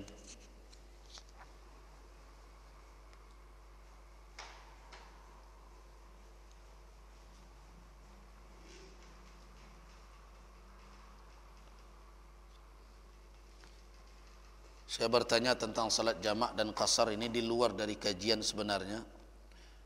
Salat jamak dan qasar di tempat tinggal kita itu, sebagian ulama membolehkan apabila orang telah berazam untuk bermusafir, tetapi qasar tidak, yaitu menjamak saja. Kalau qasar jelas apabila perjalanan telah dilakukan, jadi tidak di tempat kita. Tapi untuk menjamak ada dua pendapat ulama. Apabila seseorang telah azam, bertekad untuk bermusafir, walaupun dia belum berjalan melakukan safar, maka dia boleh untuk melakukan jamak saja, tidak mengqasar. Itu adalah pendapat sebagian ulama. Jadi kalau ada mengeceh tidak boleh, yaitu adalah satu qaul lagi. Jadi yang disampaikan misalnya di dalam beberapa pendapat madhab, seperti dalam madhab Syafi'i misalnya, ada pendapat mengatakan kalau orang telah bertekad untuk berjalan, lalu siapkan barang, tidak ada keraguan lagi di dalam perjalanan nanti mungkin dia tidak akan bisa melakukan salat pada waktunya, mungkin karena kondisi tertentu, dia sudah mau berangkat, ya sudah, dia boleh menjamak tapi tidak boleh mengqasar. Alasannya adalah karena jamak itu alasannya bukan hanya safar saja.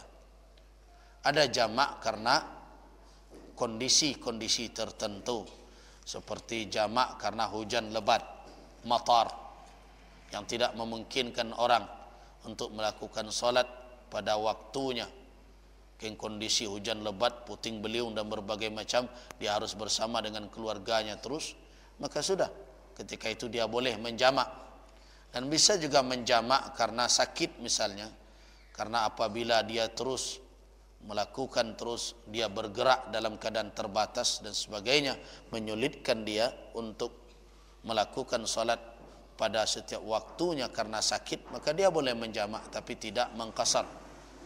Kemudian juga karena darurah, misalnya dalam keadaan kemacetan dan berbagai macam. Jadi alasan jamak itu banyak, tapi alasan qasar cuma satu, yaitu adalah safar. Fa idza darabtum fil ard. Itu. Silakan, Bu Yus.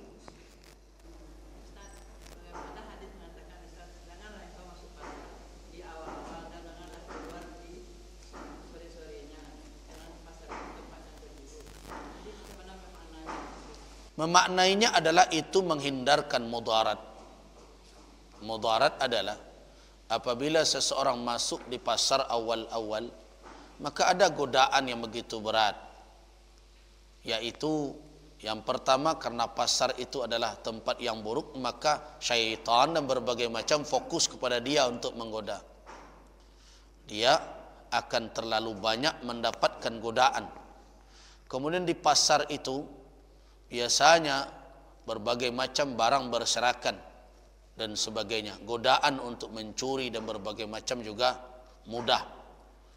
Dan begitu juga kalau seseorang hadir di awal, yang semestinya di pagi hari itu banyak kegiatan-kegiatan lain, duha dia dahulu dan berbagai macam, maka berarti dia telah dikuasai terlalu cepat oleh kepentingan duniawi. Jadi makna masuk awal itu adalah jangan dunia atau pasar yang menyita pemikiranmu terlebih dahulu, sehingga engkau terus menjadi orang yang nomor satu hadir di pasar dan paling lambat hadir di masjid. Itulah kira-kira itu. Jadi pertimbangannya adalah janganlah pasar itu menjadi keutamaan kamu. Tapi apabila seseorang ingin juga atau hadir di pasar lebih awal, jangan lupa dia, Rasulullah telah mengingatkan agar dia berzikir, berselindung kepada Allah Subhanahu wa taala. Jadi dipadukan antara hadis itu dengan hadis berta'awuz, berselindung dan berzikir ketika kita memasuki pasar. Jadi maknanya adalah jangan pasar menjadi perhatian utama. Pagi wak pasar dulu. Apa salahnya? Lakukan dahulu berbagai kewajiban kita. Lakukan dahulu salat sunat kita, perkuat dahulu keimanan kita, renungkan dahulu cara kita mencari rezeki, kemudian baru berangkat. Jadi jangan menjadi orang yang terus pokoknya asa ke pasar nomor satu. Kalau ke pengajian dialah paling belakang. Bukan itu yang. Jadi itu adalah peringatan kepada kita. Jangan pasar itu yang menyita kehidupan kita. Maknanya adalah jangan bisnis saja. Itu kan banyak awak nan di Sikuacok tu pai haji mau perhatian, baru selesai salat subuh duha lun jadi telepon nama pacien bakontrol jo kadai dari Makkah nan dia uwe kunyang. Itulah itu makna dia di awal. Jadi fikirannya pertama sekali ketika bangun pasar dulu, sebelum lalu pasar aja dulu. Itu maknanya itu. Jadi bagi-bagilah hari. Jangan pemikiran kita atau poros kehidupan kita pasar saja. Bantu barek bana, diajak mengaji rugi lo bako, meninggang kadai ko. Walaupun hanya sejenak, sebentar, 1 jam, 2 jam. Bukankah berpuluh jam telah diberikan oleh Allah untuk kita? Padahal kehadiran kita di tempat di majlis itu juga untuk memperbaiki cara kita di pasar sana, supaya jangan terlakukan hal-hal yang dilarang oleh Allah dan Rasul sallallahu alaihi wasallam. Itu maknanya kita fahami begitu. Yaitu memahaminya adalah jangan sampai poros kehidupan kita pasar. Kalau lah poros kehidupan pagi, tentu awak nampak yang awal lah. Orang lah balik pulang salat unggari. Awak alun je lah, masih di kadai je lah. Tentu paling akhir awak jadinya lah. Itulah maknanya. Jadi maknanya jangan orang yang hidupnya pasar ke pasar, pasar ke pasar. Diajak dia anak sekali melapai-lapai panik berjalan entah apa, berhala ruginya sehari.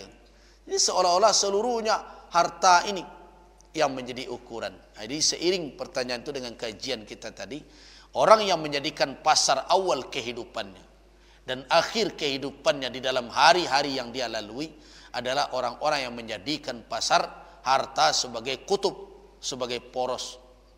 Karena itu dibagi-bagi. Tapi jangan difahami hadis itu mengecekkan, mengarah kepada wak malih bau sawo. Tidak. Jadi bukan begitu. Jadi tidak menunjukkan, hadis itu tidak menunjukkan bahwa kita ini termasuk orang yang malih-malih sajalah. Orang lah buka kedai ke 8, wak dia ke 2 leh je. Nah, orang tutup ke 5, wak ke 1 tutup sejam je tu pelak ke rumah leh. Bukan begitu. Tidak menuruh orang menjadi pemalas. Tetapi adalah intinya jangan menjadi poros kehidupan kita pasar itu, dunia itu, harta itu. Nah, kalau kita memang pagi karena kedisiplinan kita harus menjaga, jangan lupa tetaplah beribadah. Lakukan dahulu salat-salat sunat. Kemudian berselindunglah pula kepada Allah atas godaan dunia yang begitu berat ini. Nah, setelah itu berangkatlah. Jadi berarti kita tidak menjadikan awal kehidupan kita itu pasar. Tidak menjadikan poros kehidupan kita itu pasar. Itu. Ya. Wow. Sedikit dia menambahkan apa yang disampaikan. Memang itulah disampaikan oleh beberapa orang ustaz dan disampaikan dan dibuatkan dengan kisah-kisah dari Imam Hanafi, Imam Maliki, bahwa mereka paling terakhir untuk masuk kedai dan paling cepat untuk keluar dari pasar. Tapi mengingat keadaan dia Allah ya. Macamnya situasi dan kondisi memanglah harus pagi untuk datang ke pasar dan memanglah harus terakhir keluar dari pasar sebab dari kondisi kontrak kadai dari segi biaya kehidupan sehari-hari tak mencukupinya untuk masuk terakhir misalnya untuk jam 1 masuk tak mencukupi rasanya untuk jam 3 lah keluar tak mencukupi rasanya untuk kehidupan atau biaya-biaya yang harus dikeluarkannya. Apakah hadis itu tetap bisa dilaksanakan dalam kehidupan kami di awal ya? Sebab kalau kita hitung kontrak kadai misalnya untuk 50 atau 16 tahun, kemudian biaya karyawan, biaya listrik dan segala macamnya, apakah hadis tersebut bisa direalisasikan dalam Jadi pemahamannya tidak zahiri seperti itu. Tidak zahiri seperti itu. Itu terlalu zahiriah itu memahaminya. Jadi kalau paling dulu keluar, berarti yo buka salah kedai itu sejam. Nah itu sebulan mungko jual sekadai itu lain. Karena orang tak belanja itu jadinya tu. Jadi bukan zahiriah seperti itu. Rasul menyatakan itu bukan dalam bentuk larangan dalam makna haram, tapi itu namanya tanbih, peringatan. So, tidak ada hukum yang dilanggar di situ yang akan berakibat haram. Itu adab saja. Nah, kenapa? Nah, godaan yang berat adalah ketika seorang imam seperti Imam Malik atau Imam Abu Hanifah yang pedagang yang terkenal, beliau ingin menunjukkan fadlun, keutamaan. Bukan berarti yang beliau lakukan itu harus dan wajib. Lagi pula penafsiran seorang imam bukan berarti membatasi makna dari hadis. Janganlah kamu menjadi orang yang awal. Maknanya orang yang berkeinginan paling awal berada. Tidak. Tetapi ikutilah disiplin. Kalau biasanya memang langganan kita datang jam 8, datang jam 8. Kalau memang langganan awak itu tibonya pukul ampek, ya tutui kadai setelahnya tibo. Tapi kalau langganan tibo jam 8, awak baru tibo pukul 10. Nan jauh baru tibo pukul 3, awak lah tutup pukul 1, ya silakan saja cuba. Sudah itu berhenti semgale lagi kita itu jadi.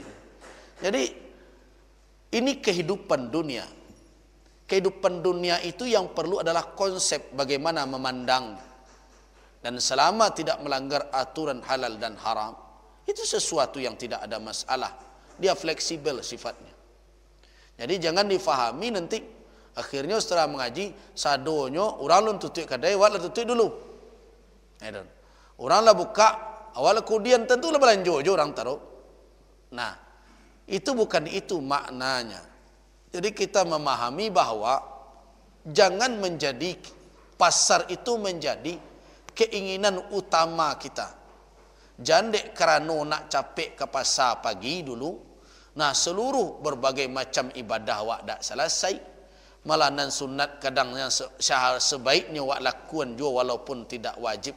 Itu menjadi suatu hal yang tidak perlu. Itu yang dimaksud. Jadi mengejarkan awak nampal yang awal tiba. Tidak. Ikuti saja kondisi pasar yang ada. Kalau kebiasaan buka jam 8, ya awak sama buka jam 8. Awak tidak ingin lebih dulu dari orang. Itu yang dimaksud.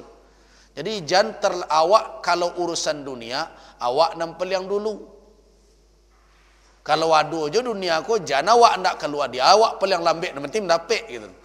Itu yang dimaksud oleh hadis itu menurut yang saya fahami. Jadi karena itu, kalau cara menggali, ya ikuti pasar. Kalau kebiasaan dia awal buka jam 8, buka jam 8. Dah usah awak buka jam 7. Kalau kebiasaan tutup jam 4, tutup jam 4. Nah itu yang dimaksud. Jadi bukan berarti awak tidak boleh awak pagi tiba, bukan itu maksudnya. Jadi kalau awak lah ingin taruh dari orang, pokok orang saya buka jam 7, mau jam 6. Orang buka jam 8, mau jam 7. Itu yang kalau begitu cara berfikir berarti dunialah menyita. Bisa jadi kalau orang buka jam 7 jam 6, mungkin solat subuh awak kalau hari Jumat 8 tang tu kamu saji. Begitu orang baca sajadah mah panjang. Tambah kedua hal ata alal insan. Awak ke jam 6 buka aku. Itu yang dimaksud oleh Rasul, sehingga akhirnya melalaikan dari kewajiban, membuat kita malas dalam melakukan yang sunat. Itu yang dimaksud. Tapi kalau Imam Abu Hanifah kan bukan membatasi dalil, berdalil lah ya. Imam Abu Hanifah itu tidak dalil, itu pendapat namanya. Tidak ada orang mengecen dalil perkataan Imam Abu Hanifah. Orang bisa memahami dan dilakukan. Imam Abu Hanifah melakukan itu mungkin sesuai pula dengan kondisi. Nah, kenapa?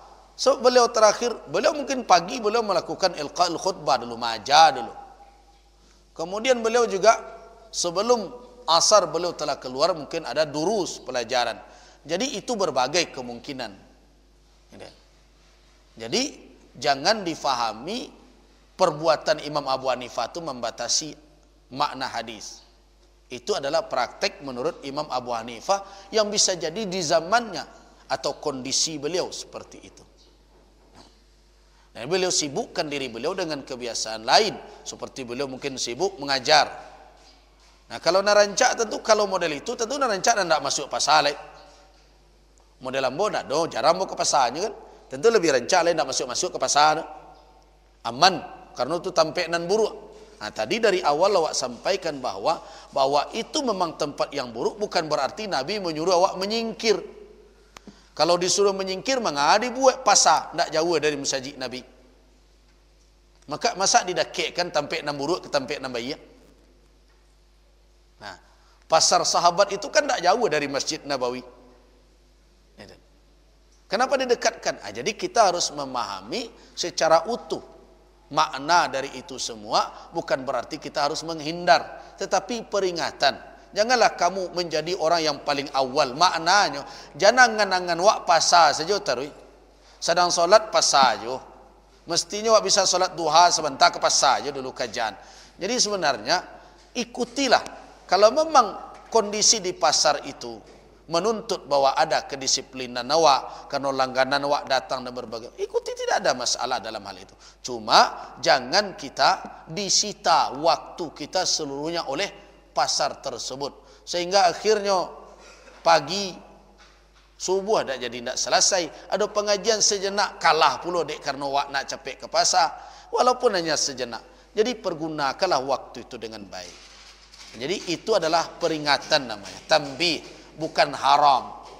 Nah, kondisi pemahaman Abu Hanifah tidak membatasi makna dari hadis, karena amal Imam Abu Hanifah tidak menjadi dalil untuk membatasi bahwa makna hadis begitu saja. Silakan terakhir.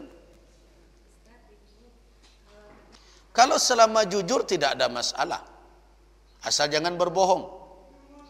Kan kecen maha bana tua bedutul itu salah terjujur betul pada awal labo memang tipi itu bedutul menjadikan jual beli tadi ada kebohongan di dalamnya. Tapi kalau kita katakan orang menjual saya itu nak dapat dan modal ambo saya ikut, selama itu jujur, jual beli itu nanti kita akan jelaskan berbagai macam. Ada jual beli yang tidak perlu disebut, jadi awak tidak harus lu menyebut modal. Jadi kecian kalau tidak menyebut modal itu tidak islami, itu keliru tu. Jual beli itu tidak mesti harus semuanya menyebutkan modal.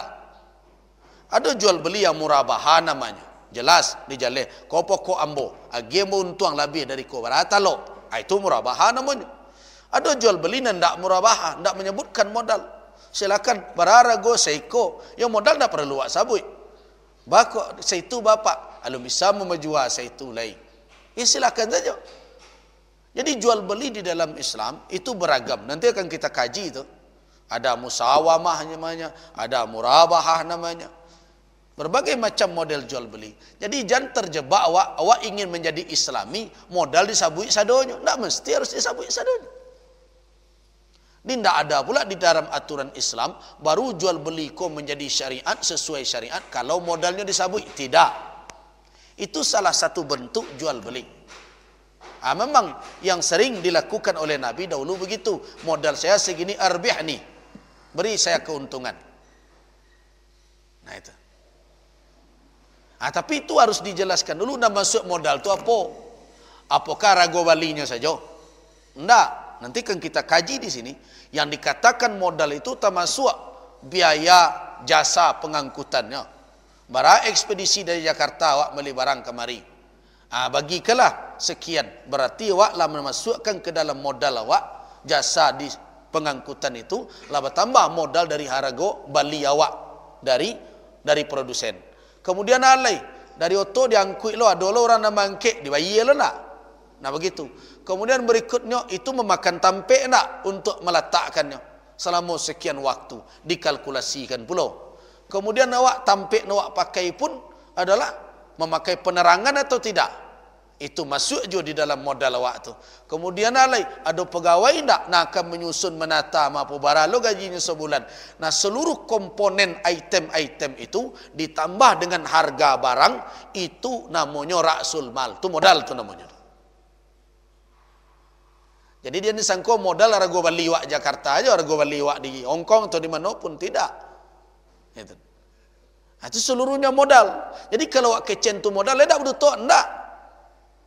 Itu kan beli Jakarta fakturnya sekian. Itu alun modal wak sadonya lihat itu.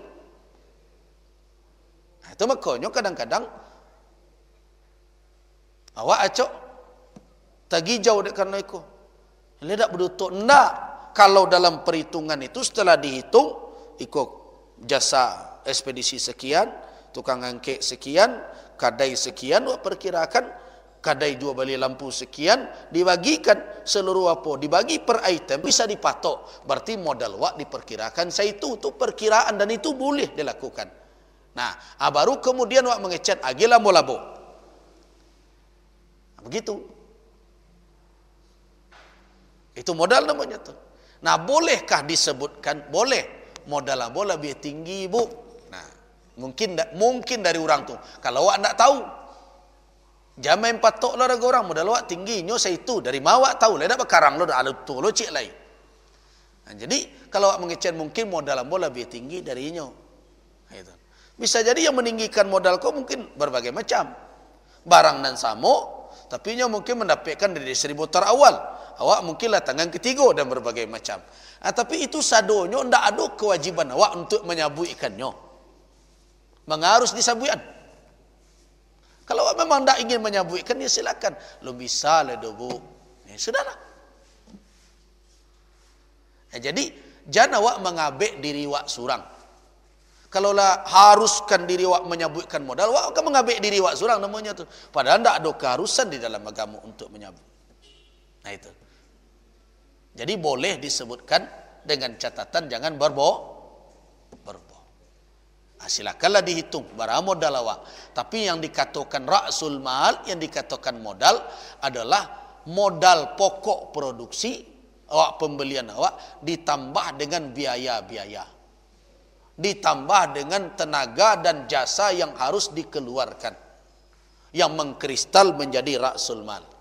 Itu non modal. Nah, kalau urusan modal di dalam syariat Islam kok, insyaallah mau bisa menjalihkan, karena itu tesis sempurna dulu tuh. Modal, konsep modal di dalam syariat Islam. Jadi non modal bukan hanya faktur. Ada awak kan acak celik-celik faktur. Mau kadang-kadang membalik ke tempat jamaah, kadang ibu lombo, jangan faktur celik. Kadang-kadang belanja buya, belanja celik lah faktur. Jangan faktur saja. Kenapa? Karena ada biaya transportasi yang harus dikeluarkan untuk barang itu. Ada biaya pengangkutan jasa, mangke untuk itu. Kemudian ada lagi biaya pemeliharaan, karena nyo terletak di gudang, di kadai, itu memakan waktu. Dan itu ada nilainya.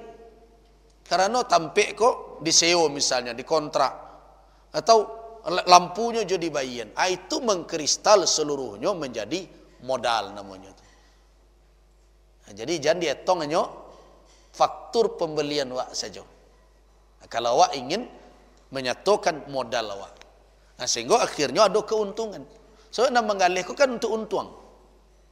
Lo nadol Islam tak lo mengajar mengalihkan untuk rugi. Oh supaya Islami awak mengalihlah, biarlah rugi 10% tu hari habis mengalih tu bakal. Itu. Jadi Islam menyuruh awak mencari keuntungan dalam berjual beli. Malah Nabi SAW tidak mau mematok keuntungan pedagang. Tak mau Nabi mematok keuntungan pedagang. Walaupun kadanglah membubung harga. Selama itu normal, harga pasar sesuai dengan supply and demand, bara permintaan kadang lebih banyak dari barang dan ada, sehingga barang jadi naik. Kecil Nabi itu rasa kina dia Allah, tak ada hak ambo mematoknya. Nanti kita akan bicarakanlah tentang berapa keuntungan yang baik dan sebagainya itu. Baik, saya rasa itu kita cukupkan sampai di sini. Banyak maaf. Billahi taufik wal hidayah. Wassalamualaikum warahmatullahi wabarakatuh.